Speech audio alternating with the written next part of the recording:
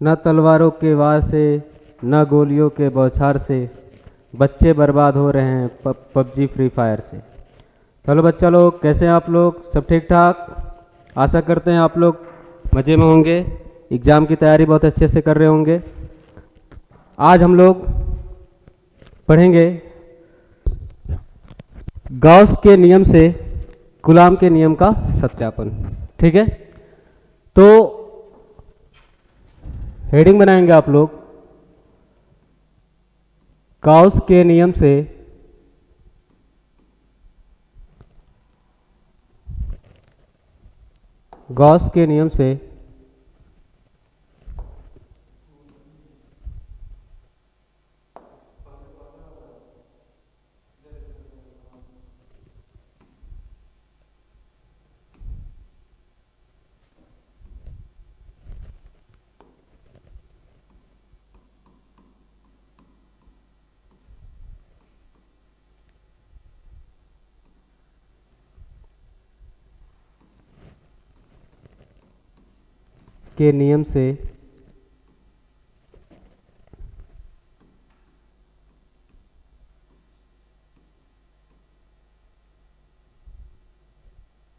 Coulomb के नियम का सत्यापन।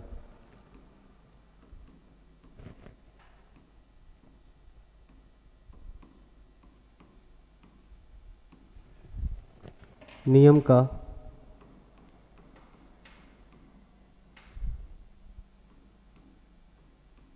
सत्यापन। ठीक है,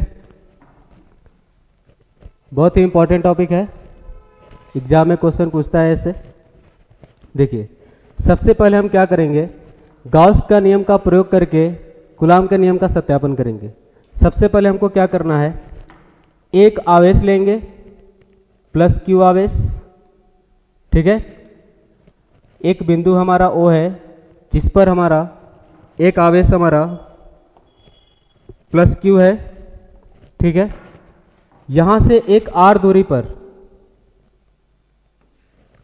पर कोई बिंदु हम मान लेते हैं यहां पर P है। ठीक है, और यहां से एक हम बनाएंगे गॉसियन पृष्ठ। ठीक है, एक गॉसियन पृष्ठ बनाएंगे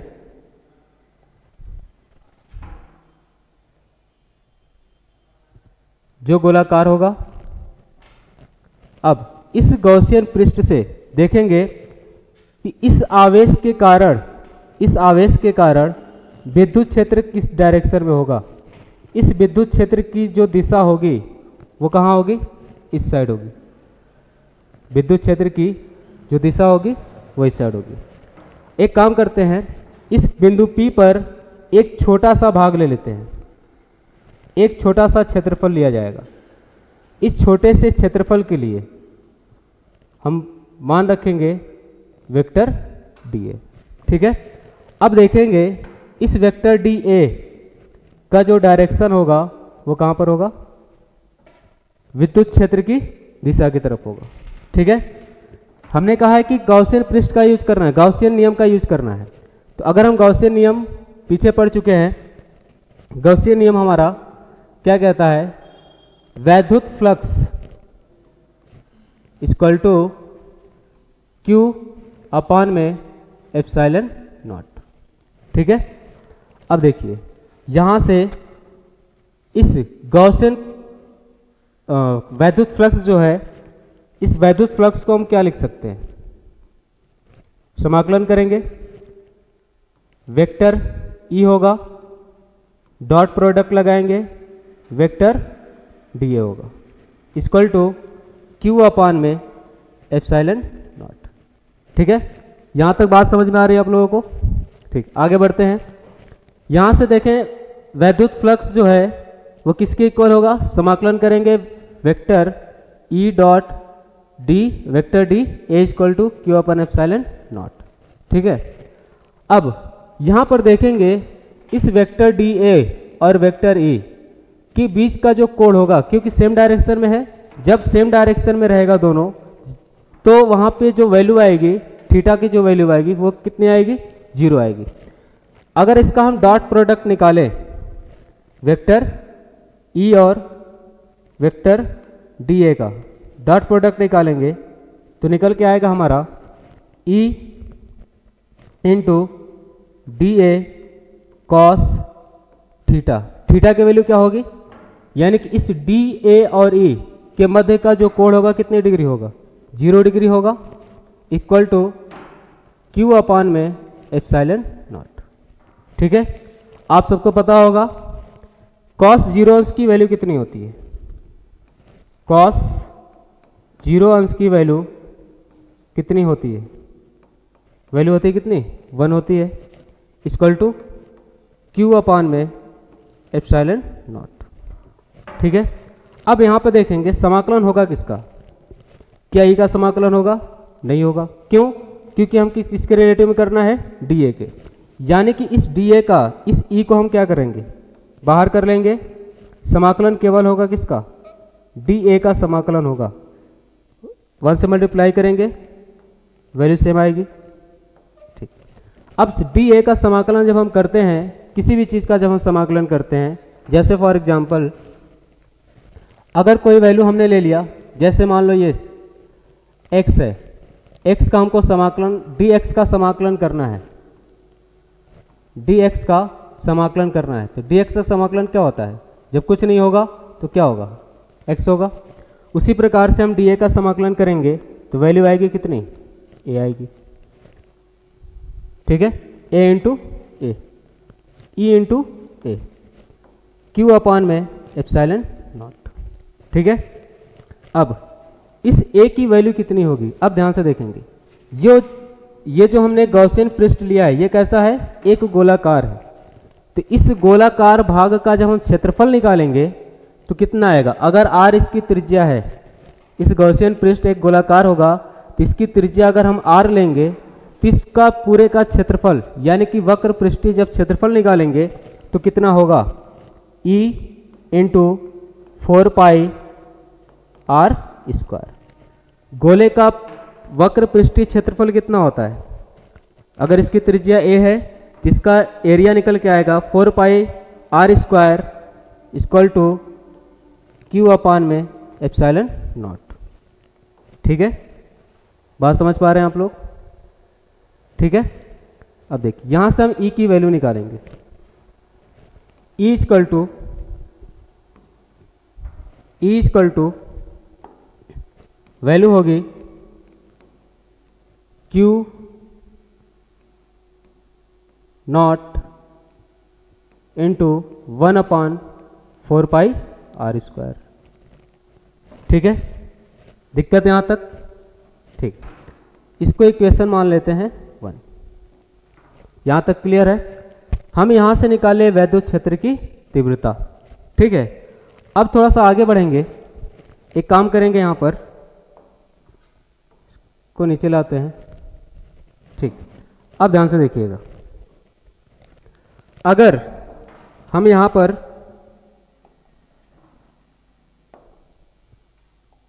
कोई अन्य आवेश ले लें, इस पॉइंट P पर कोई भी अन्य आवेश ले लें, इस अन्य आवेश को हम नाम देते हैं Q नॉट।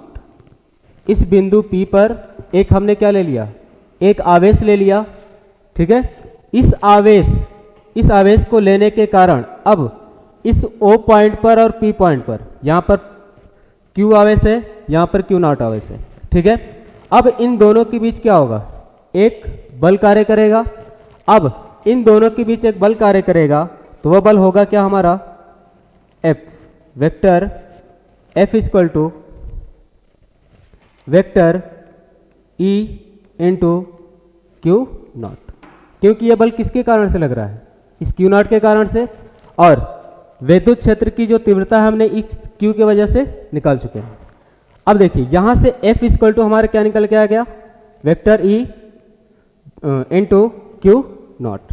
ठीक है, अब ध्यान से देखिएगा, अगर यहाँ पर मानना होगा, लिखना होगा तो लिख सकते हैं कि माना बिंदु P पर कोई अन्य आवेश Q नॉट है, जिसके कारण से दोनों आवेशों के बीच एक बल कार्य करेगा, जिस बल को हम कहेंगे vector F equal to vector E into Q naught. बात समझ पा रहे हैं आप लोग। ठीक, आगे देखिए, अब यहां से वेक्टर एफ निकल के आ गया, F equal to vector A into Q naught. इसको हमने इक्वेशन माना है।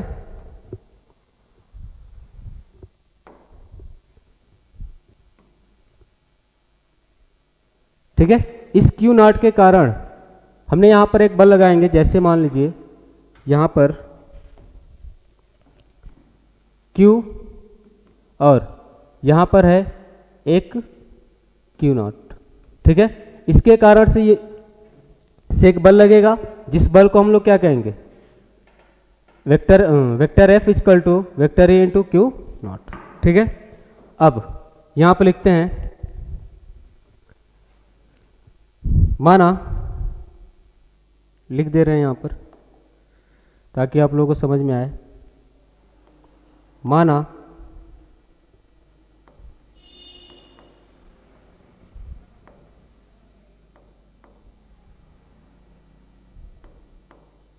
माना बिंदु P पर एक अन्य आवेश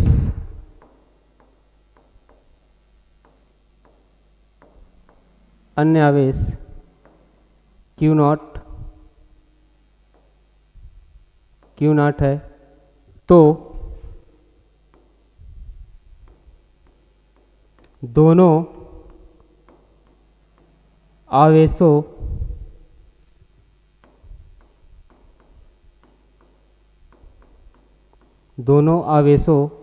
के मध्य एक बल लगेगा। दोनों आवेशों के मध्य एक बल लगेगा। ठीक है, वो बल कौन सा लगेगा, ऊपर हम लिखे भी हैं, नीचे भी लिख देते हैं, इक्वेशन बनाएंगे सेकंड। ठीक है, अब देखिए वो बल कौन सा लगेगा, vector F equal to vector E into Q naught. ठीक है, यहां से समीकरण 2 मान लेंगे। यहां से समीकरण हमने क्या मान लिया, 2 मान लिया। अब देखिए इस वेक्टर ई का जो मान होगा, इस ई का जो मान होगा वो हम किस में रख देंगे, समीकरण नंबर 2 में रखते हैं। वेक्टर एफ इक्वल टू ई का जो मान होगा हम रखेंगे यहां से, इसको थोड़ा सा सॉल्व कर लेते हैं, सही क्रम में लिखेंगे। 1/4 pi epsilon naught into Q upon में एप्सिलॉन नॉट,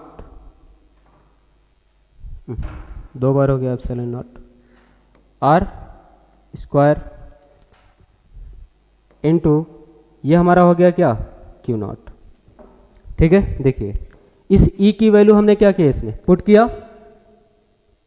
ई की वैल्यू कितनी है, क्यू अपान में एप्सिलॉन नॉट और 1/4 पाई आर स्क्वायर। इसको थोड़ा सा व्यवस्थित करेंगे, तो व्यवस्थित करेंगे तो क्या होगा, वेक्टर एफ इक्वल टू, इस आर को हम इधर लेके चलते हैं, 1/4 pi epsilon naught into Q पहला आवेश और क्यू नॉट दूसरा आवेश अपान में क्या हो गया, आर स्क्वायर।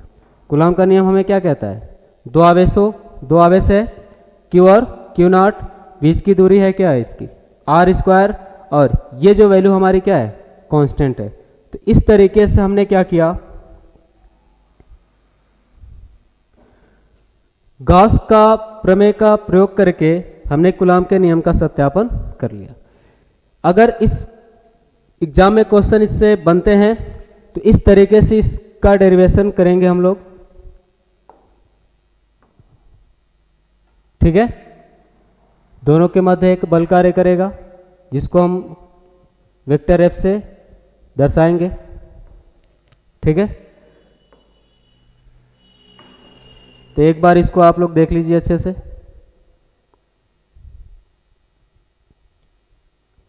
आशा करते हैं आप लोगों को समझ में आया होगा ये कंसेप्ट।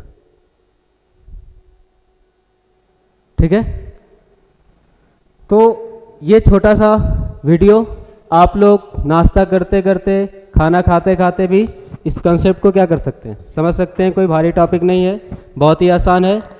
एक बार ना समझ में आए, अगर आपको फिजिक्स से रिलेटेड कोई भी दिक्कत होती है आपको, ठीक है, तो आप कमेंट बॉक्स में लिख दीजिए, हम उसका वीडियो बनाकर आप लोग सामने प्रस्तुत करेंगे। ठीक है, और एक बहुत ही अहम बात आप लोग को बता दें कि चलते समय रोड पर और पढ़ते समय बोर्ड पर बहुत ही ज़्यादा ध्यान देना चाहिए, तभी बातें समझ में आती है, नहीं तो कभी भी दुर्घटना घटित हो सकती है। इस बात को अपने दिमाग में, दिल दिमाग में पूरी तरीके से क्या कीजिए, बैठा लीजिए। आपसे फिर मिलेंगे नेक्स्ट वीडियो में। धन्यवाद, बाय बाय, सी यू।